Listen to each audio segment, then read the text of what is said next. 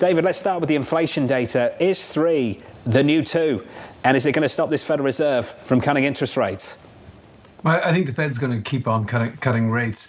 It's generally a better than expected report, but I think what it really shows is we have a K-shaped economy, and it's sort of a K-shaped CPI report. The thing that really jumped out at me is, first of all, rental costs coming down. There's, we've got a big change in demographics here, and rental inflation is just going away. You also saw used vehicle prices fall. I thought that was pretty interesting. And then the big thing here is core goods prices outside of food and energy. That's the stuff that should be hit by tariffs. But that's only up 0.2%, up 1.5% year over year. It is clear that mainstream retailers don't believe they can pass on the tariff increases right now, and that's what's making this inflation rate a little bit tamer than people feared.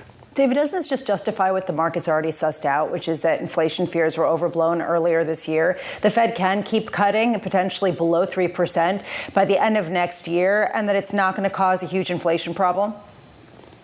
Well, I never thought we had a long-term inflation problem, but I think it is still early days on the tariff effects. So what's going to happen is, right now, retailers feel like they can't pass on the price increases.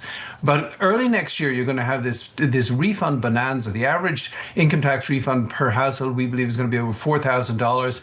Last year was $3,200. And that is the exact time when retailers are going to feel like they can pass on these tariff increases. So I do think we've got a little bit of a spurt in tariff inflation still to come. But then, if nothing else happens, there isn't a lot of momentum in this economy, and it'll slow down again, and it'll cool down again. So I don't think we've got a long-term inflation problem. My real question is, given how bubbly financial markets are, do you really need the Federal Reserve adding more liquidity to the party right now, or should they just hang on in there and say this is enough liquidity?